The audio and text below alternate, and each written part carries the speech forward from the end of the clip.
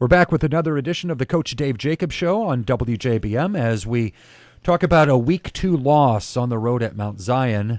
Coach Mike Popovich has got a Mount Zion team that's putting up some points and beat Jersey last year in Jerseyville, scoring 44. They put 53 on the board on Friday night. Yeah, they're doing a great job, and they got Britt Miller as their defensive coordinator right now, and he's doing a good job with their defense. And they've got a really strong junior class, and they've got it going over there. They got the new facility, the new turf and scoreboard, and they're excited. Field house and but our kids fought. I mean, we were a lot better. I know the score didn't show it, but we were a lot better this week than we were last week. We've just played two really good teams on the road.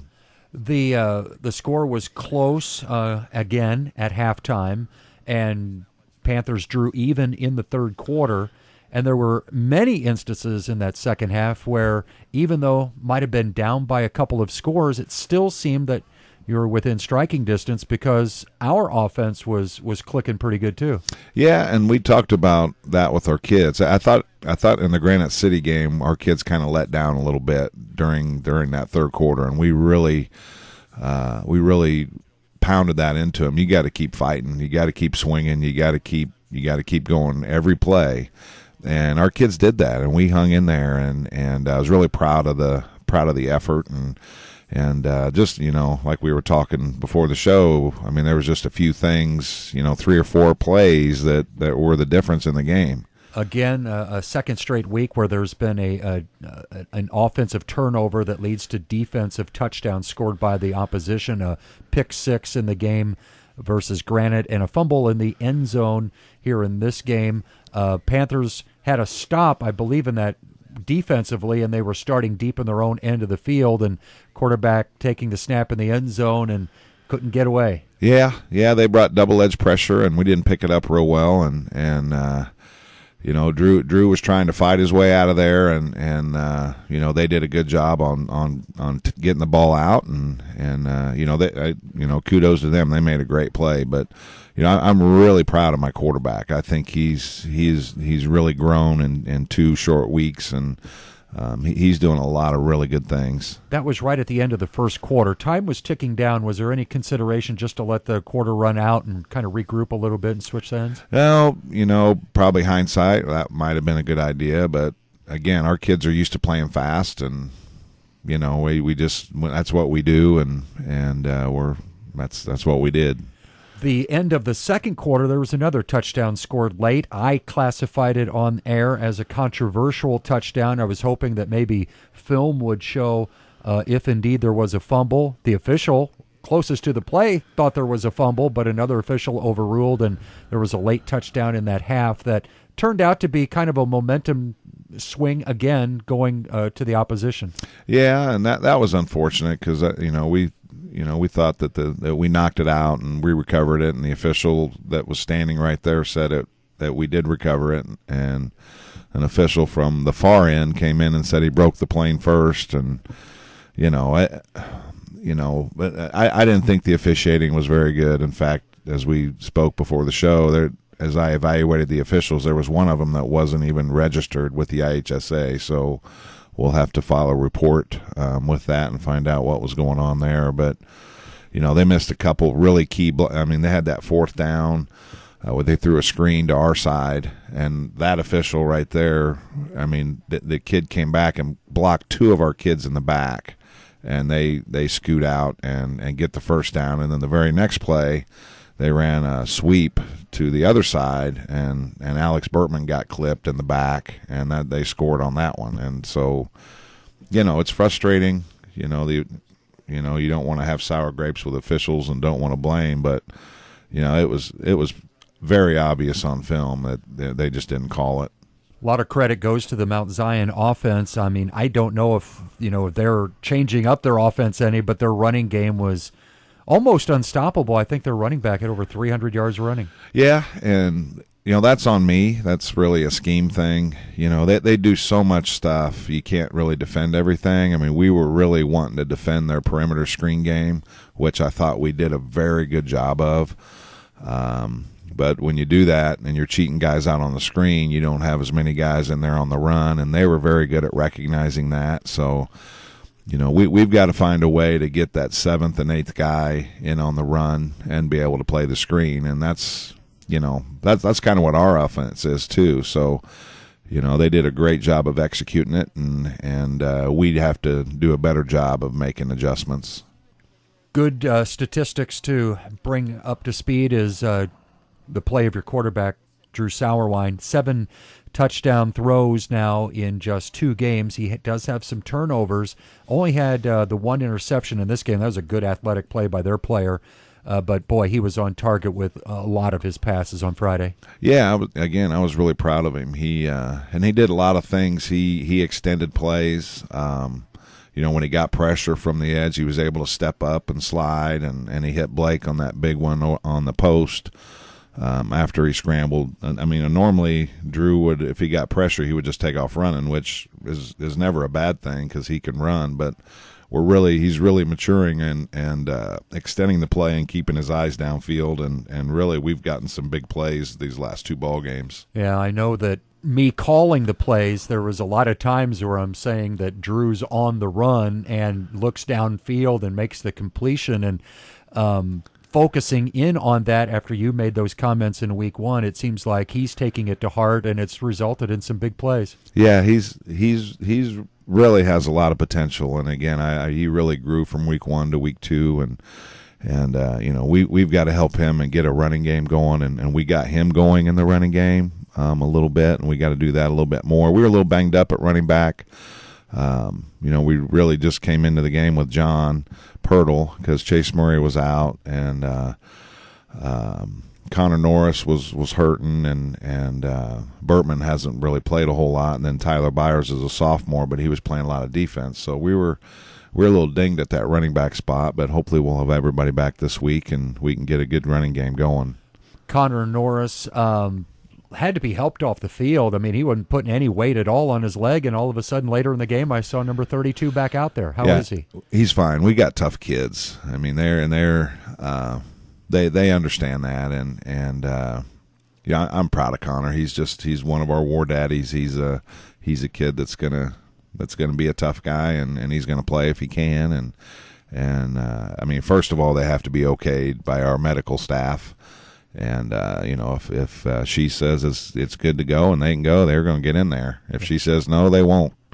It looked like it was more serious when he was helped off the field, but then running around later, it looked like he was getting around pretty good.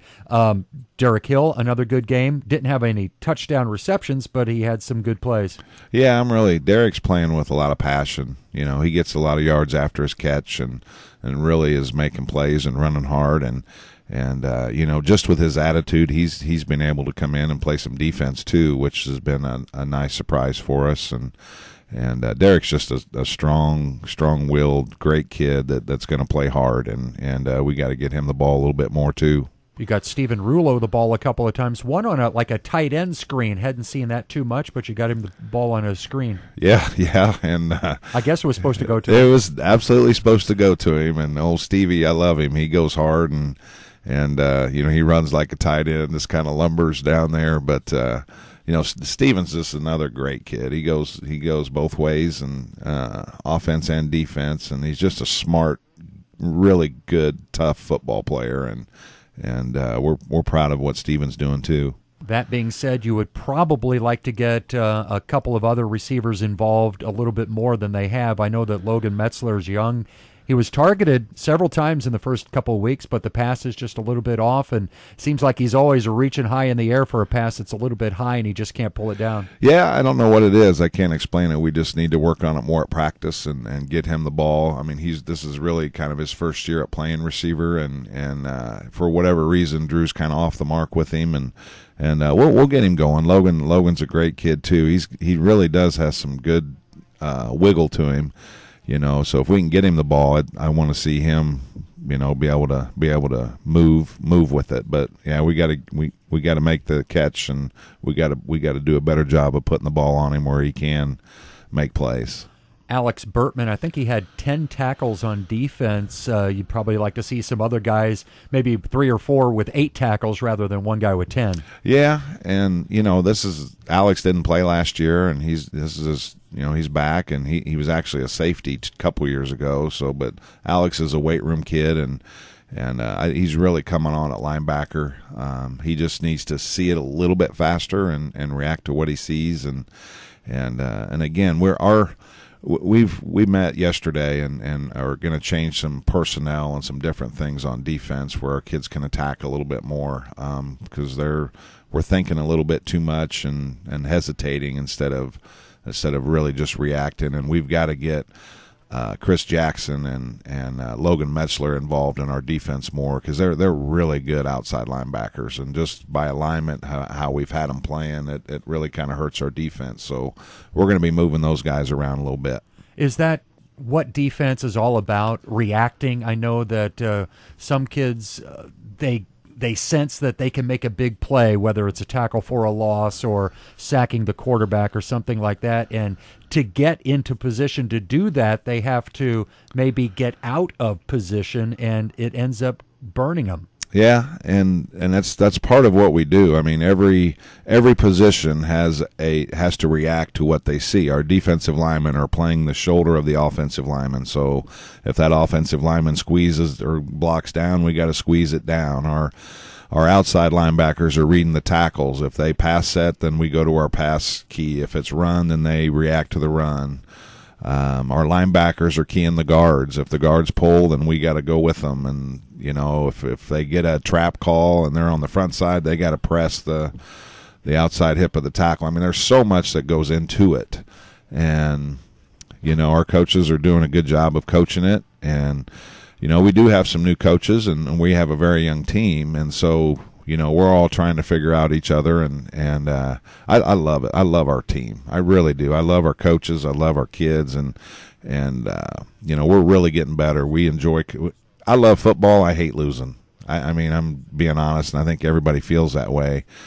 But just reflecting, our last 5 games have been on the road. If you look back to last year, I mean, we had the 2 end of the season games, the playoff games on the road, and we had our first 2 on the road. It's going to be so good to be home this week, and we're hoping for a big crowd and people come out and support these boys because they deserve it. We hope that everybody who loves football as much as Coach Jacobs does come out, take part in several different things going on in this home opener. We'll talk about that. We'll also talk about the opponent a little bit. Salem, Jersey, coming home after a 2-game road trip to start the year with their home opener Friday night. That's coming up on the Coach Dave Jacobs Show. Stay with us. It's brought to you by Sinclair Foods. Sinclair Foods has been a staple in Jersey County for many years. They're a store where you can count on quality meats, the freshest produce, and a bakery that still bakes its cakes from scratch. The small-town atmosphere is still at Sinclair's, where they still deliver groceries on Wednesday, and your groceries are bagged for you and carried to your car. On a night when you can't cook, check out delicious Champ's Fried Chicken in the deli and other delicious entrees and salads.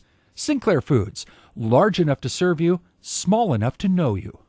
We're back on the Coach Dave Jacobs Show, and in this segment, we're going to talk about this week's opponent. We come home in Week 3 to take on a Salem Wildcats team that started the year 0-2, and they've played a couple of Mississippi Valley Conference schools in their first 2 weeks. Yeah, well, they actually got beat by Centralia that first week. That's a rivalry game. They have that one every year, and then they played Highland, I believe, Week 2, and. I missed this game last year. I was laid up a little bit, so I'm anxious to be on the sidelines for them. But I mean they're young and they're struggling a little bit, and it's again we're really going to focus on us and just keep getting better, and that's where our focus needs to be. And they're just going to be in the way of us, I guess, and we want to get that first win and build some momentum before we get into the conference, and our kids are going to come and they're going to work hard, and they are, and I'm excited about finally being home. Generalities talking about their team.